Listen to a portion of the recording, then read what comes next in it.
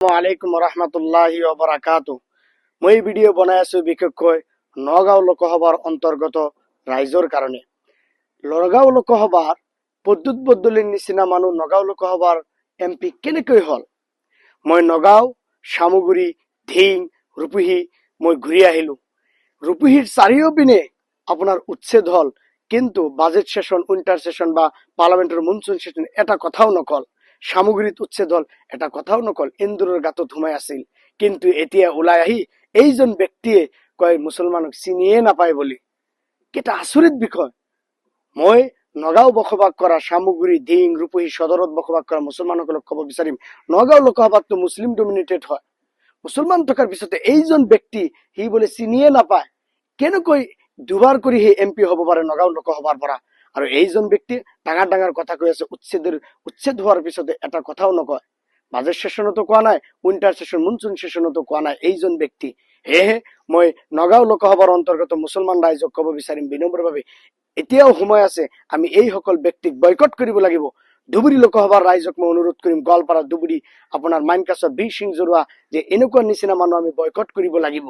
নগাঁও, চামগুৰি, ধিং, ৰূপহী, নগাঁও সদৰত মানুহক অনুৰোধ কৰিম, বিশেষকৈ মুছলমানক মই অনুৰোধ কৰিম, যিয়ে তোমাক 5 পইচাৰ দাম নিদিয়ে, মূল্য নিদিয়ে, এতিয়া কয় সি বোলে মুছলমানক চিনিয়ে নাপায়। এজন ব্যক্তি কি ডাইৰেক্ট কালি ক'লে মিডিয়াৰ সন্মুখত সি বোলে চিনিয়ে নাপায়। এনেকুৱা মানুহ মুছলমানে আমি চিৰ জীৱন ভাৰতবৰ্ষৰ পৰা 80 বছৰ হৈ গৈছে ভোট দি MLA বনাই আছো, MP বনাই আছো, আৰু আমাক লৈ ৰাজনীতি কৰি আছে, আৰু আমাকে ই চিনি নাপায়। সেয়েহে মই নগাঁও লোকসভাৰ অন্তৰ্গত ৰূপহী, ধিং, চামগুৰি, নগাঁও সদৰ বিনম্ৰভাৱে অনুৰোধ কৰিম, মুছলমানক তুমি এতিয়া সময় হ'ল, তুমি সজাগ হ'বই লাগিব, তোমাৰ চকু তুমি খুলিবই লাগিব, আৰু এইসকল ব্যক্তিক তুমি বয়কট কৰিব লাগিব। নিজৰ ৰাজহাৰ নিজে থিয় কৰি নিজে জীয়াই থকা শিকিব লাগিব মুছলমানে। ভাৰত সংবিধান তোমাকে অধিকাৰ দিছে, জীয়াই থাকিবলৈ হলে কেনেকৈ ভাৰতত চলিব লাগিব। Article 19, 21 right to life with dignity তোমাক শিকাই গৈছে। মানুহৰ তলতলীয়া গোলাম হলে নহব, তুমি নিজৰ ভৰিত নিজে থিয় হব লাগিব। ভাৰতৰ সংবিধানে বাবা চাহেব আম্বেদকাৰ আমাক শিকাই থৈ গৈছে। সেয়েহে নগাঁও লোকসভাৰ অন্তৰ্গত ব্যক্তিসকলক বিনম্ৰভাৱে অনুৰোধ কৰিম, এইজন মানিয়া ৰাজহাৰ নোহোৱা ব্যক্তিক, মুছলমানক চিনি নাপাই, তাক বয়কট কৰিব লাগে, যাতে কোনো গাঁৱতে যাতে সোমাব নোৱাৰে, আৰু আনৱালা ইলেকশ্যনতো যাতে কেম্পেইন কৰিব নোৱাৰে।